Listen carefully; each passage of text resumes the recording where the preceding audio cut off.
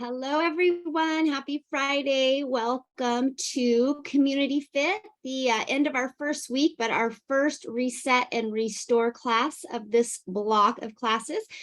We started this week. We're going to go all the way through to the day before Thanksgiving. So happy that you are here joining us. Welcome to our new participants, and thank you for being with us through this journey to our participants who've been there for a long time. So we're really excited about today's class. James is going to tell you all about it.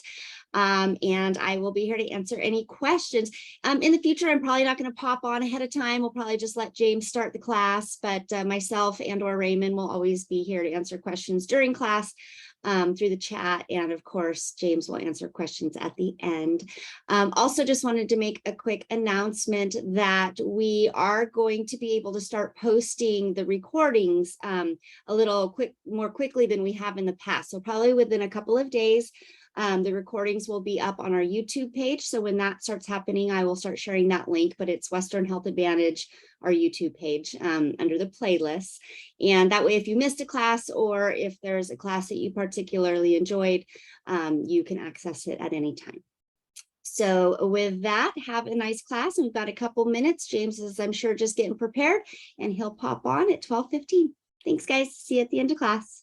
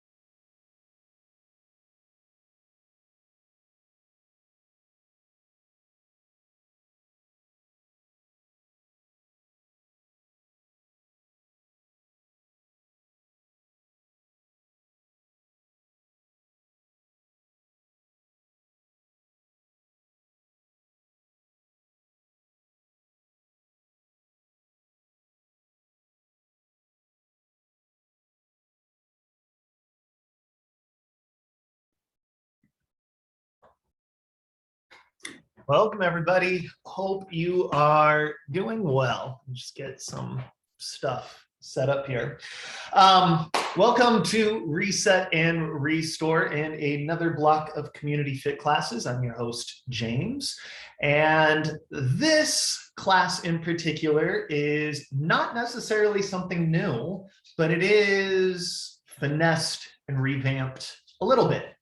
Over the last few series of classes, we have introduced a class that was formerly Stress Reset, all to do with stress reflex and body-based tools and practices to help you deal and move through stress. This is the expanded version of that class. We still have all of those same stress reset tools for nervous system regulation, dealing with stress and anxiety. But we wanted to add in a restore piece to explicitly talk about and approach physical tension, to talk about mental clarity, mental creativity, to talk about our relationship to rest and therefore sleep. So reset and restore is an expanded version of something we've been cultivating over the last couple of years. So we hope you enjoy it. If you have any questions, feel free to drop it in. And Move Lab that we run Tuesday, Move Lab Dynamics on Tuesdays and Thursdays, Move Lab Foundations on Wednesday, is a movement-based class that has all to do with embodiment and programming. And certainly we welcome questions and feedback in those classes. However, this particular class runs more like a course. And so the more feedback in real time in the chat room, via email, however it is that works best for you, in the Q&A section down at the bottom of your Zoom, the more real-time feedback we receive, the better we are able to steward you through this course, this class, and through the experience, and the better we know which way to navigate and move through the rest of the series. So that is my very long-winded way of saying feedback, ask questions, be an active participant in whatever way you find valuable, or sit back and relax and enjoy the thing. Now, we will not always be in a chair, but today I thought we would start off in a chair. So if you don't have one, find one, get comfortable, get relaxed, get settled. We're going to do just a little bit of talking at the beginning to frame nervous system dysregulation in a way that cultivates language for us to use for the remainder of these weeks. So I think it's important to discern that what is going on out in the world, events you experience, that is not stress. That is not trauma. Those are neutral experiences that happen. We may call them stressors if, for whatever reason, your particular nervous system views it as some sort of threat or obstacle to push through. And that is just all dependent upon your history, your life, lived experiences. So stressors are just these neutral things that are happening out there that, when it interfaces with our personal nervous system, can create things like stress, anxiety, and trauma. Now, stress is a physiologic reflex that happens when we meet a stressor, something that we consciously or unconsciously perceive as a threat. And stress in that reflex, I think of it like a fever. Sometimes the stress reflex is at like a 99-degree fever. Sometimes it spikes up to 100. Sometimes when we really notice it, it's at a 104-degree temperature, and we realize there is something we need to do in order to process, quelch, support that stress fever. My job is to help you through these next few weeks be better able to spot and work with lower grade fevers so that you don't need to spike up in that. Anxiety is just embodied stress where we are anticipating the stress, where our stress levels have overloaded, that we're just always on alert, and in particular on alert about a person, place, a situation. Trauma is when stress has happened too much, too fast, and too soon. And it leaves often an unconscious wound in the body that takes some time to unravel and metabolize. So I just wanted to cultivate some language around this. Now, there are a number of ways to tackle things like stress, anxiety, and trauma, or what we might group together here as nervous system dysregulation. There's talk therapy, there's meditation, there are exercise practices, there are relationships, all sorts of stuff. What you're going to be receiving here are body-based tools and practices, things that directly affect the physiology, the hormones, the reflexes, the nervous system communication going on, which requires us to over time become aware of when you do these practices, what response is your body getting? Does it like the thing? Or does the thing that we are currently doing make things worse? What you'll be receiving is a library of tools and practices to process through the body. Not every single one of them is for you. I'm going to say that again. You will be receiving a menu, a library, a toolkit of practices, and not every single one is going to work for your nervous system in the way you'd like it to. I can't do that for everybody, because there isn't one way to help unravel and process the stress, anxiety, and trauma. There are options and choices that have to interface with you and your lived history and your personal constellation of nerves. Just like in the way that a roller coaster might be exciting for someone and really scary, a breath work technique might be really beneficial for someone and someone else possibly not. So as we explore and play, and over time you learn to discern things better, you'll come to realize, oh, this is the thing that my body likes. Those might be things for you to remember, for you to catalog and kind of put in your pocket and resource later. As I said, we're also going to expand and play, because what tension is stress that has built up in the body. Not all of your neck stuff is because you've been at the computer for too long or you slept wrong at a pillow. A lot of our tension, neck tension, hip tension, belly tension, back tension, is your body's way of preparing for fight, flight, freeze, going numb responses. And this is all happening like this. A really interesting statistic I just ran across is our thinking brain can process about 40 bits of data in a second. That's a lot. 40 bits of data in a second. Your feeling brain, the sensation, the one that is constantly picking up on information that you're ignoring right now, can process in that same second 2 million bits of data.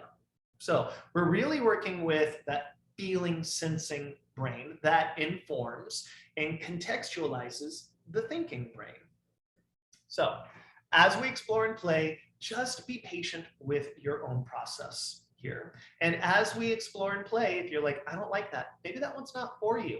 If you can get 1 or 2 practices out of today, if you can get 10 out of the entire series, you are already ahead of the game. You're going to have lots and lots of options and choices. Now, when we come to the rest phase, immediately when I say rest, everyone's brain jumps to sleep, because that is the archetype of rest. Now, certainly rest will have a lot to do with sleep, but that's not the only rest we're talking about.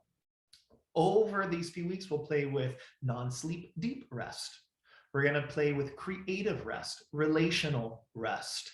We're going to play with all sorts of rest within the body and within your personal ecosystem. So hopefully that contextualizes the class a little bit for you. Again, we will not normally spend 9 minutes talking about all of this stuff, but I wanted to have this on record. I wanted to have this available to you so that you can begin to understand. We can cultivate a language and we can better communicate over this course. Now, hopefully you have found a chair, you're comfortable, and you're ready to begin. Let's go ahead and start with a practice that you'll see over and over and over and over again. This is the physiological sigh. I keep giving this one because we can't practice it enough. Why? It's something that our bodies naturally do every 3 to 5 minutes, whether you are awake or you are asleep, that helps to regulate oxygen and CO2, carbon dioxide in the body.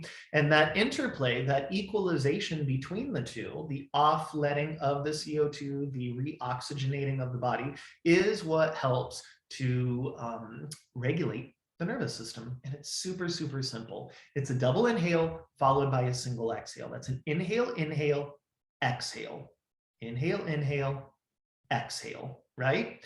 So before we get started, sit, get comfortable. I invite you to take an inventory of your body. What do you notice in the body? What feels good? What doesn't feel good? Then notice the cognitive body, or the thoughts that you might be having. Is it racing? Is it confused? Is it a little leery? Are you thinking about lunch? Are you worried about work? Like, what's going on? Or are you present? Are you curious? Lastly, the emotional body, which for me is just the vibe of the moment. Are you okay with this? Or is there some like friction around all of this? And just beginning to notice that. And then let's go into the physiological side. I will just demo it once for you. And then together we'll do it 5 times. Inhale, inhale, exhale. It sounds and looks like this.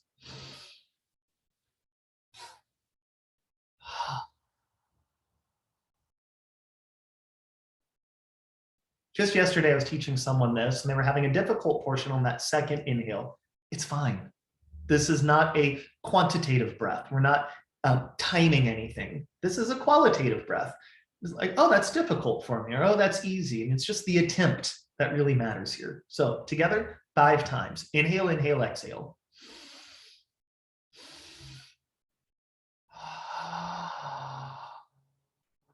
Four more.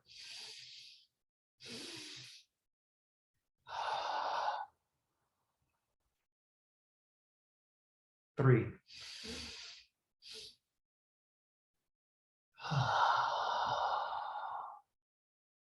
Two more.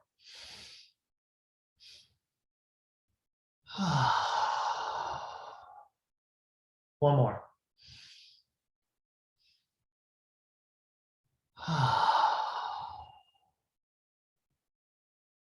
Good. Just go ahead and notice the body, the cognitive body, the emotional body. And if you want to drop anything in the chat there, go ahead and drop in the chat. What do you notice? How did that feel? Any questions that might be coming up for you? Now is the time to ask those. I got lightheaded. Yeah, certainly. That is a different play in that. Now, if it's like, oh, I got so lightheaded, I didn't enjoy it, maybe titrate it in. Maybe 5 isn't good for your particular body. Maybe 3 is enough. Maybe the inhale is too big. Maybe the exhale, it needs to be more drawn out. Or maybe that lightheadedness is just like, oh, look at that. Like this just feels different. I'm noticing my body in a different way. Just some things to think about. I guarantee you're not the only one who got lightheaded within that. So physiological side, just kind of noticing that, playing with that. Is that curious for you? Do you want to do more of it? Are you wanting, did your body like that thing? Those are questions to ask. How did I know my body liked that thing? Those are questions to ask of yourself, right? Moving on. Right into some therapeutic touch, which we will play with much more here in a moment when we go into some tension release. For our therapeutic touch today, we're going to take our nice warm hands. We're just going to place it on the front of the throat and just relax. Let your head sink. All you got to do is just be here and notice the warmth of your hands.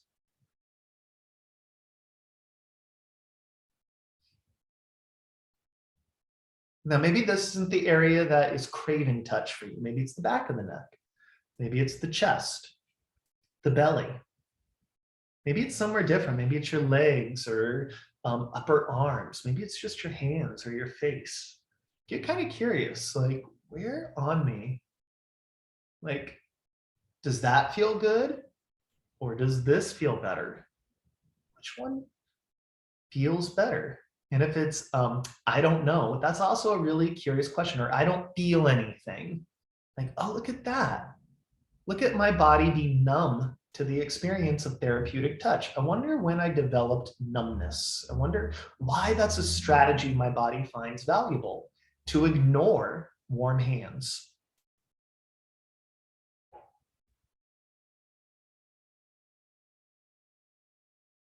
And just notice. From there, one of my personal favorites is orientation. The breath work is good for equalizing some chemicals in the body. The touch is a good proprioceptive or internal regulation. Orientation focuses outside on our environment. As I said, our feeling sensing brain is computing that 2 million bits of data per minute or per second. It's like right now, here's a good question. Right now, what sound in your room are you ignoring? Like when you start listening for it, do you hear a fan or traffic or someone in another room? What sounds have you been editing out? As you look at the screen, what's behind your screen right now that you've been editing out? How about kinesthetically? What does the clothing on your body feel like? How do you know you're sitting in that chair versus a different chair? What temperature is the room? Is there any even small little draft going through the room right now? What are your feet feel like? Are they the same temperature as your belly? Right. All information that our body is constantly picking up on that we just typically ignore and edit out. So orientation is just being really conscious and explicit about paying attention to more of that information. We can do it visually. Start looking around your room and just notice the things in the room in an objective versus subjective sort of way. That might sound like here, plants, thermostat, candle, dog, window, door, versus plant that needs watering, or dog that was just barking before class who's annoying me today, right? Like in ways that we can all notice things, just looking around the room. Most of us are visually oriented creatures. Like your eyes are literally portions of your brain that live outside of the skull. Like these are brain cells. Your eyes are bits of your brain that are going forward, looking out, exposed, lots of information. But that's not all of us. That's not true for everyone. Some of us orient best through sound. So eyes open or eyes closed, your choice. Listen for the loudest sound in the room. And then instead, listen for a much quieter sound. Which one's closer? Which one's further away? About how far are they from you? Or some of us are more kinesthetic. How do you know you're sitting in that chair or that couch or that bench or on that floor versus somewhere else? What's touching you? What are you touching? How are you being touched? How are you allowing yourself to yield into the support of that chair, or are you holding yourself away from it? Can you allow yourself to be held and supported in the chair even more? And as you do, whichever version of orientation feels the best in your body, pay attention. How does your body receive that information? How does the thought process receive that information? The vibe of the moment, what has shifted and changed, if anything?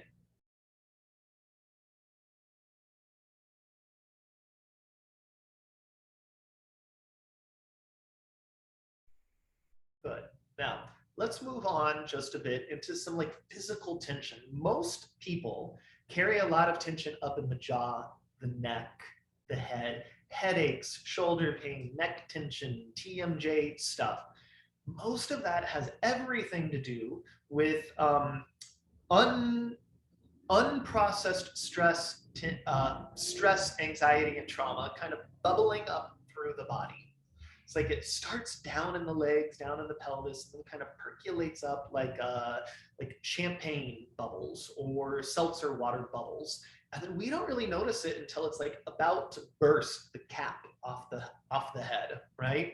So whether it is like neck tension, jaw tension, chest tension, shoulder stuff that you get, this short practice is going to be really, really beneficial for you. And it couldn't be more simple. It also works really well if you have long hours at like the computer, or you read a lot and your neck gets out of place, or you just slept wonky on a pillow, or I notice a lot when I have to drive, right? That you're like very geared, like road trips, very geared forward.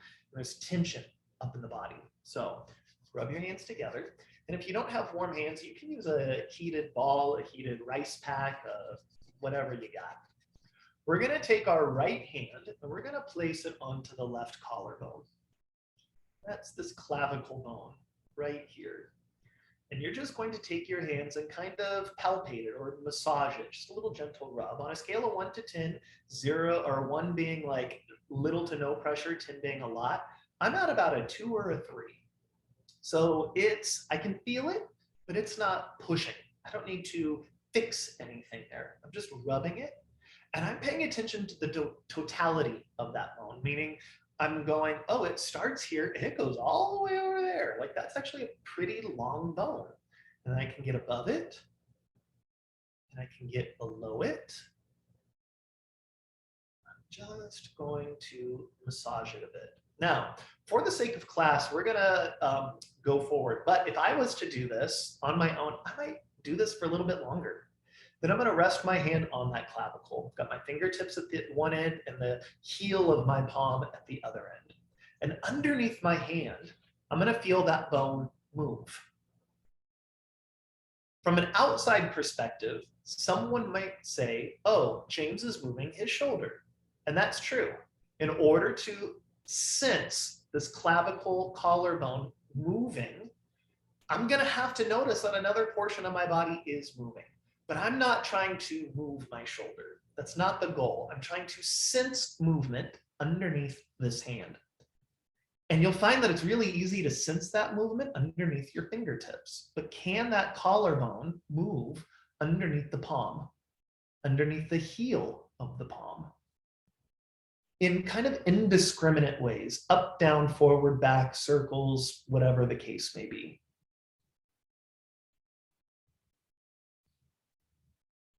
Now, again, for the sake of class, we're going to move forward, but you could easily do this longer. I'm going to take my right hand and slide it underneath my left armpit. I don't know if you know or not, but you got a lot of lymph nodes underneath that armpit that pump the fluid, the healing fluid of the body. And you have a very large nerve plexus. Nerve plexuses are where individual nerve fibers come together like a freeway junction. And this is a really important area for that. And it can get congested. And just by putting your hand there and letting the heat do its thing, it's like that nerve constellation goes, oh, I'm being seen, I'm being met. This area is important. Why is this important? What's going on? And the body knows what to do with that. Then remove that hand and just notice any distinctions between right and left sides of the neck, the shoulder areas. If you want to drop it into the chat, anything you might notice, any words that come up, I'm certain you are not the only person. Then let's move to the other side.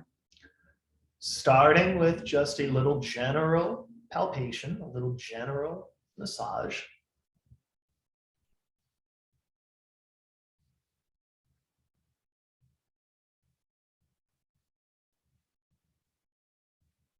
Ending with your hand on that collarbone, moving the collarbone, looking for movement underneath the hand. Remember, it's not about moving the shoulders. It's not about how big or what specific direction. It's just about sensing movement underneath that hand.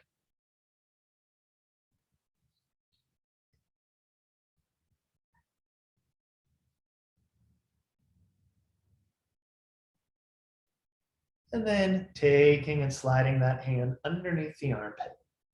Just being there. That's it. That's all you got to do.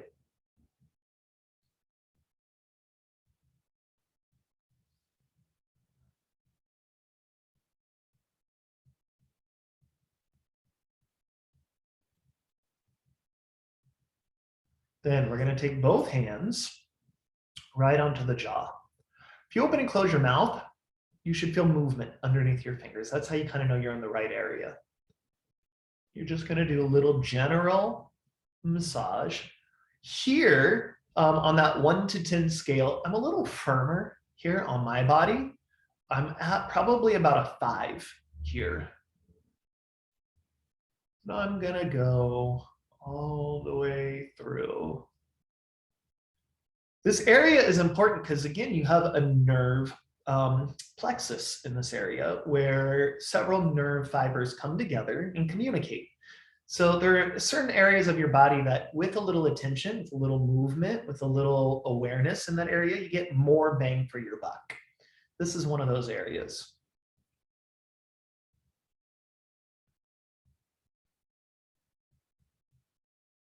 And then I'm going to go into Dr. Peter Levine's somatic experiencing, his guppy breath.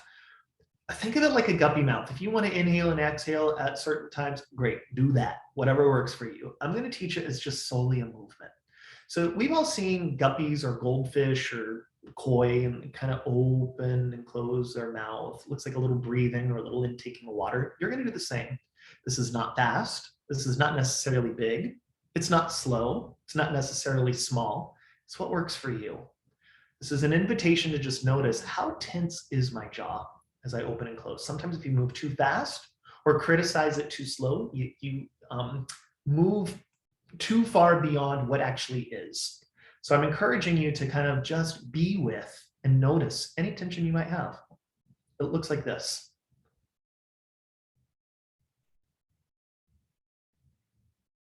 Each time I'm going to go a little bit slower and a little bit bigger because that's what my body feels like it needs today. We're going to do 4 more.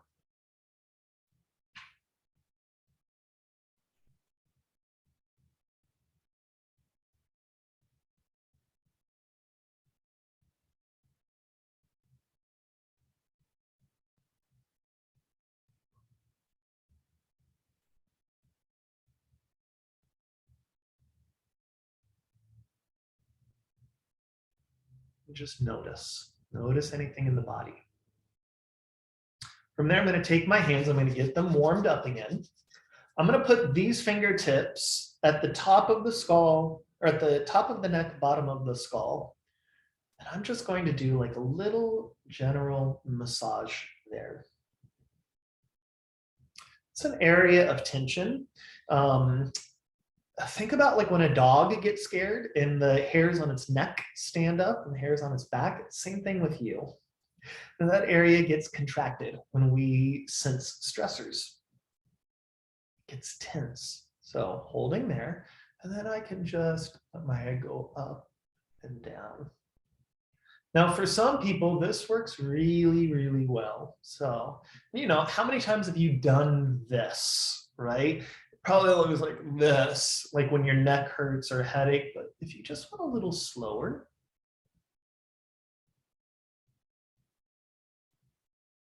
or imagine your nose is a pencil, and you're just going to draw an imaginary circle on the wall in front of you. How small and slow can you draw that circle? I like to close my eyes here and not only draw the circle, but begin to sense that circular motion in the top of my neck, bottom of my skull.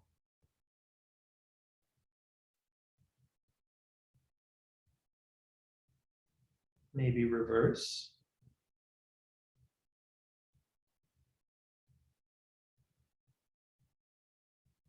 And going through any sticky places, maybe even a little slower.